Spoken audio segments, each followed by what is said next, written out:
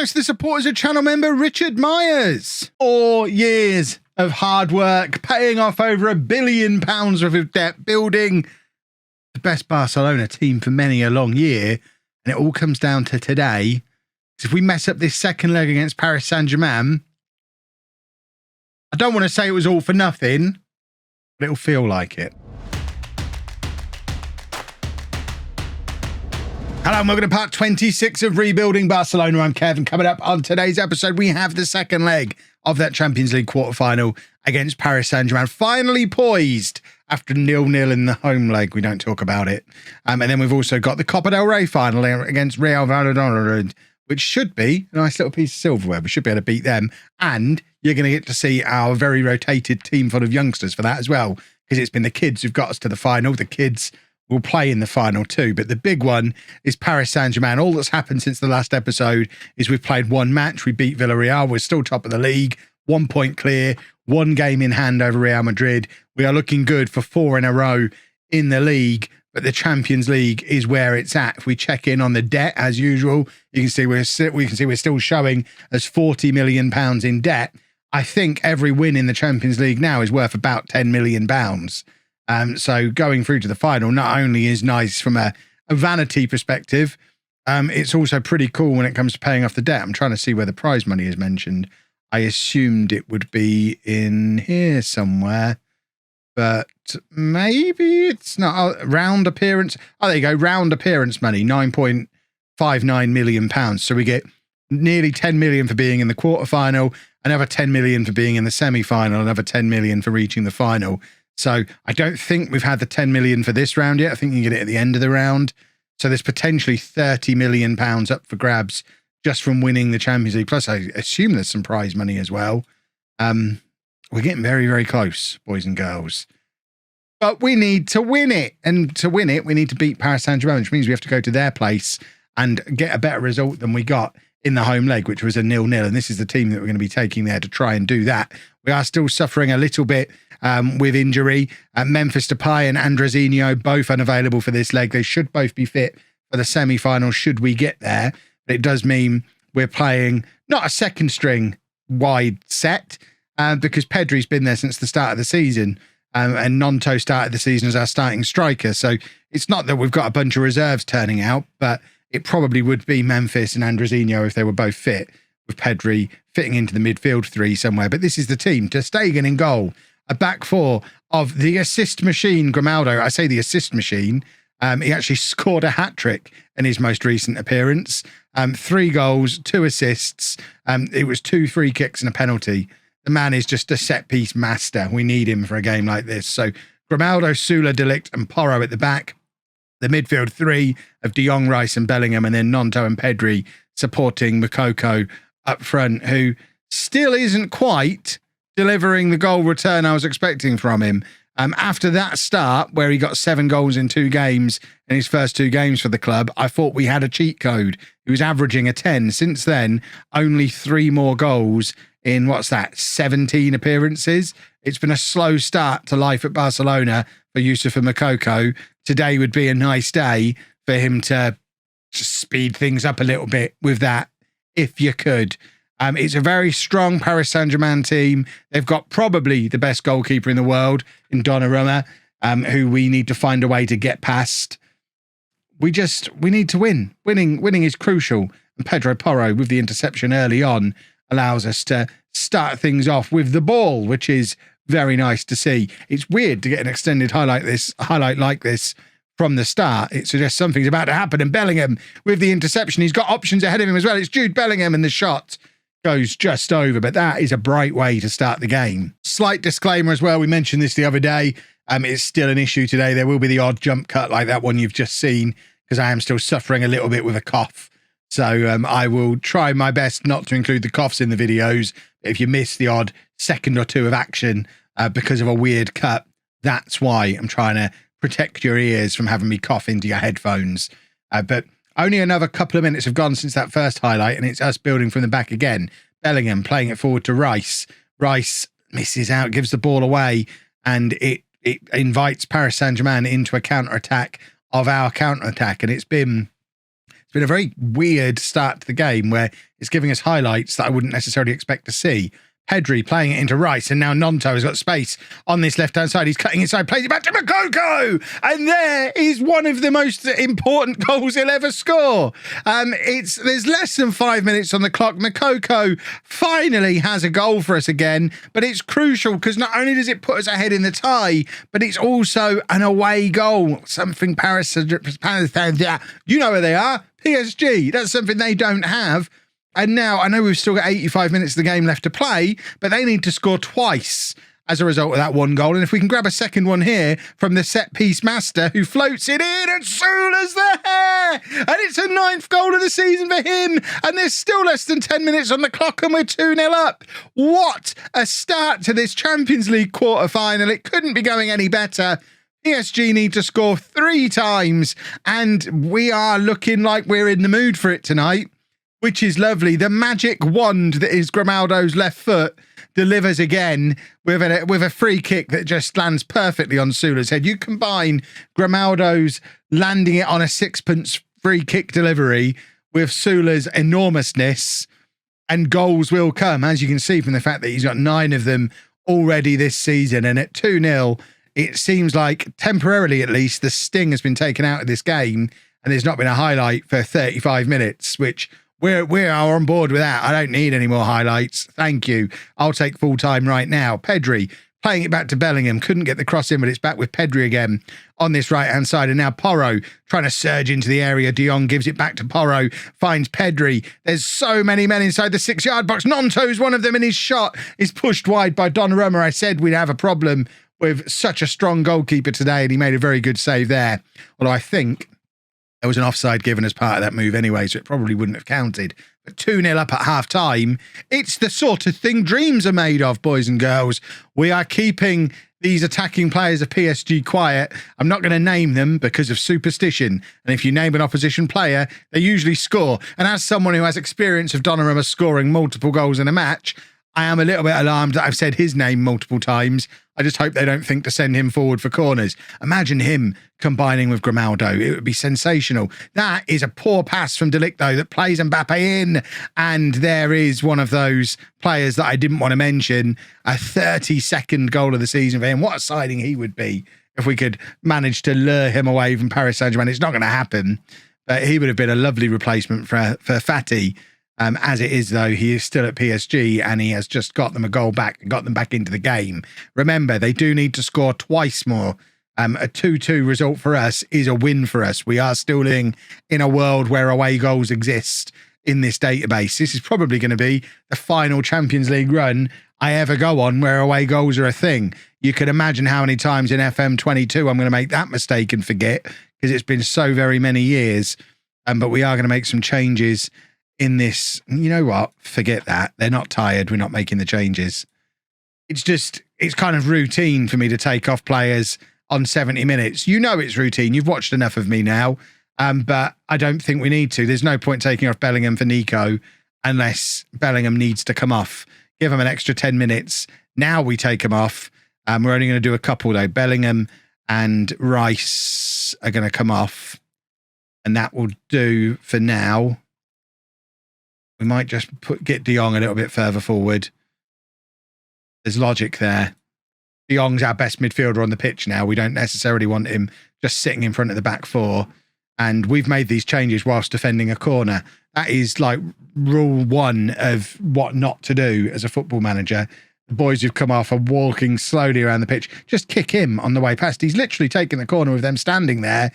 But the header from Marquinhos goes over and we survive the set piece, and now we can make another change with 5 minutes to go, and it's not going to be De Jong for Demir, which is the recommendation that's been made, although I guess we could drop Pedri back into midfield and do that. So we might actually do that. Although I'm looking at Pedro Porro and thinking, he's the tiredest. Let's get Dest on. Let's just make sure that we've got maximum energy and conditioning in the back four, because with 2 minutes to go and PSG needing 2 goals, it's all about defending, and we held on in the end. It wasn't even stressful at the end. It was easy. We have won the Champions League quarterfinal. There is our money for appearing in the quarterfinal. So we've got at least another 10 million on the way for playing in the semi-final. That's going to clear some more of that debt. I don't know if we know who we're going to play. We do know who we're going to play. We're going to play Manchester United. Now, I feel like they're the team that knocked us out in the semi-final in season 1. Is that right? No, that was Man City. Was it Man United in season 2? No, it was Liverpool. I mean, as Man United fans will probably verify, Man City, Liverpool, they're basically Manchester United, aren't they? It's all the same. It's fine.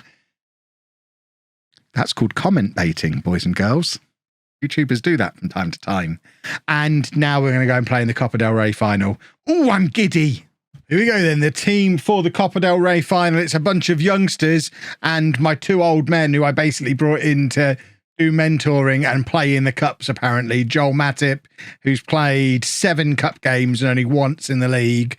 And Marco Verratti, who's played 3 cup games and just the 1 substitute appearance in the league. Both come into the team for this game. We're going with Linda in goal, who is getting better and better all the time. He is already considered to be La Liga level. He's played 7 cup games for us this year, once in the league as well, and deserves an opportunity to try and win himself a medal. Grimaldo, Matip, Papetti and Dest, the rest of the back 4. Nico, Van Haren and Verratti in midfield, and then Reyes on the left, Yusuf Demir on the right, and Nonto getting back in the team up front. In case any of you don't remember who Reyes is, by the way, he's the Mexican who we signed last year and then sent out on loan to Dortmund and then brought him back from Dortmund at Christmas. I think I probably told you that was happening. If I didn't, that's who Juan Carlos Reyes is, 5-star potential Mexican international. But these are the boys who deserve the opportunity to try and win us a 3rd successive Copa del Rey and set us up for in fact, it wouldn't be a 4th successive double because we didn't win the Copa del Rey in the first year. We have won it the last 2 years, though, although not with youth team. I mean, it's not really a youth team, is it?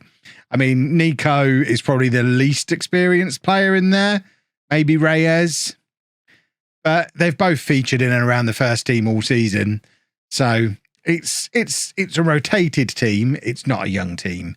Although they are young, because the team is young in general. I know what I mean. Reyes then, on the left-hand side. It's excellent. Look at the space Grimaldo's in on the left here, by the way. Someone just needs to give it to Grimaldo and let him hit across. As it is, Nonto's in. 18th goal of the season for him. He is doing himself a strong favour when it comes to forcing his way back into the team for the run into the season. I know Moukoko got a very important goal against PSG, so he's maintaining pole position at the moment, but Nonto, I wonder if he's got a better goal per game ratio for us now. We'll have to look that up before deciding who's going to be my striker for the Manchester United game. I suspect we'll still go with Moukoko because he's the newest, shiniest thing. And you know what I'm like, I'll always go for the newest and shiniest. Papetti questioning every part of that when he's sat here playing with the youngsters after 2 years, wondering why Sula still gets in the team ahead of him, because Sula's 6'5" and is really handy from set pieces. There's an exception to every rule. Reyes doing very well to close the defender down there. Yikes. Cross it, young man, next time. I mean, he is an exciting prospect. That was rubbish. That could be a big problem. If Grimaldo is out, that is a big goal opportunity, a big goal threat. He's not really a goal threat, he's an assist threat. Set piece delivery is going to be crucial for the rest of this Champions League run. I can hear the comment section now. Kev, why didn't you play Baldi rather than Grimaldo? Because if you look at the thing that I showed you before the PSG game, I'd played Baldi for the previous 3 games. Grimaldo, I don't want him to lose his match fitness. So he went on a little, I don't think he was officially on holiday. I think he had one of those week off training things. So I probably should have rested him for this as well. Oh, if he's broken his leg, I'm going to look like a right plonker. Right, Reyes. Has he won a penalty there? He hasn't. 54 minutes gone. Still 1-0 to us.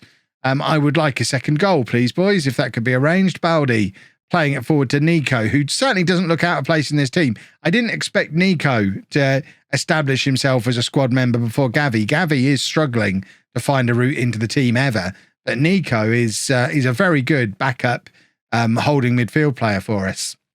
Van Haren's just scored to make it 2-0. Verratti very much involved as well. I love the fact that Verratti's at the club and I go weeks at a time forgetting he's here. And then we get a game like this and I'm looking for players to bring. Oh, yeah, we've got Verratti. I remember. And there he is. I mean, he'll call that a pass. I think it's a shot that's gone way off target, but either way, it ends up in the path of Van Haren and he grabs the second goal, which should, I would like to think, should be enough to win us our third successive Copa del Rey. Dest playing it back to Linda, who I suspect when we do the 5 years in the future video, which is likely to be towards the end of next week, I would think, looking at how many more episodes we're likely to have left. I think Linda is a future Barcelona #1. I think ter Stegen moves on at some point in the next 2 or 3 years and Linda takes over because he just seems that good. He hasn't really put a foot wrong in this run in the team that he's had on this Copa del Rey run. I wouldn't be alarmed if we had to play him in the league. I'll say the league. Champions League, I'd still be a little alarmed probably at this stage, but we're becoming less alarmed. Right, I want to get some game time into Memphis Depay, so he's going to come on the left as he continues to recover from his injury. And who else have we got that we want to protect? We don't really need to worry about any of them just yet. Maybe Nonto. In fact, bringing Makoko on to give him a chance to grab a goal is probably not a bad thing. He scored against PSG. We want to try and work him back into some form. And there is Papetti making the point that if Sula's still in the team because he's a goal threat from corners, Papetti's just grabbed his 8th of the season from far fewer games. He might not be as tall, but arguably a better goal threat. I think between our 3 main centre-backs, Papetti, Matip and Sula are probably close to 30 goals between the 3 of them this season, which I think that probably says more about Grimaldo than them. But that one was a Verratti corner and it still gets headed home. Demir now on the right-hand side. He's got Dest there supporting him, but he's just trying to go it alone, I think, and he's gone round his man. He's done very well here, Demir. He's beaten 3 men, crosses to Memphis Depay. He's back in the team. He's back in the goals.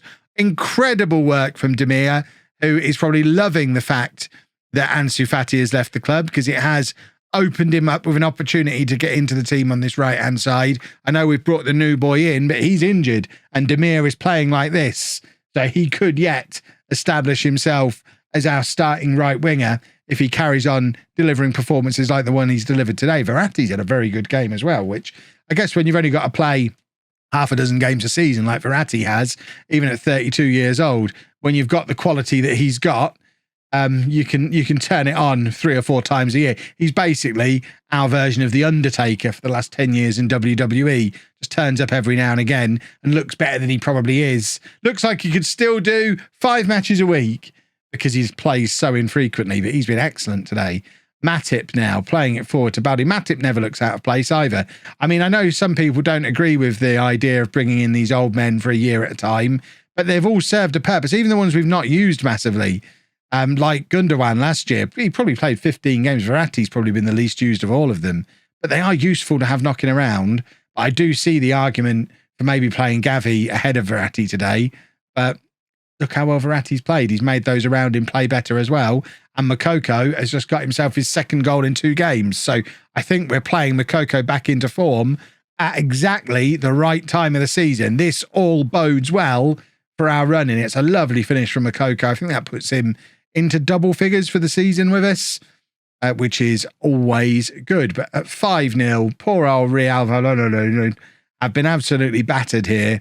And this is by our 2nd string. This is how bright the future of Barcelona is. This is a team that's made it through to the domestic cup final and have been absolutely thumped by the players not yet good enough to start for us in normal matches. Look at this again from Demir. It's absolutely ridiculous. He's had so much fun destroying their left back. He's wandered over to the other side to destroy the right back as well. And Van Haren with another goal. It's his 2nd of the day.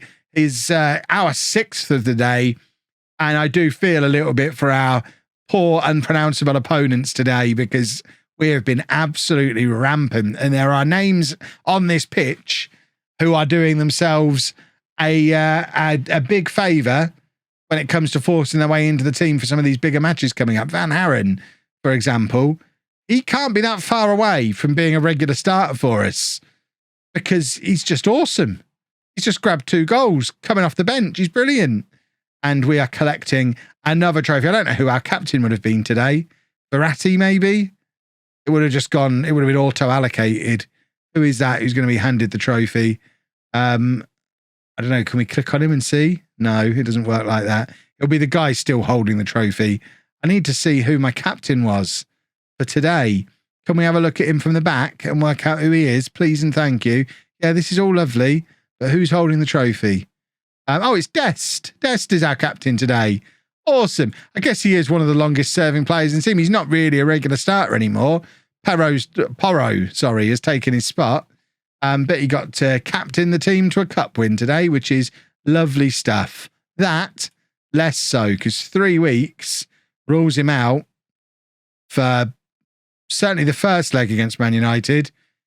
He's going to be a struggle for the second leg as well, which takes a lot of our set piece threat out of the game. Not ideal.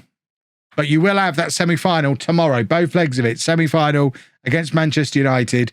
We won't have won the league by then because it's a lot tighter at the top than it has been in previous years. But hopefully we'll be able to book ourselves a spot in the Champions League final. If you've enjoyed that, please make sure you leave a nice big thumbs up on there for me. Subscribe to the channel for daily Football Manager videos. Thank you very much for watching.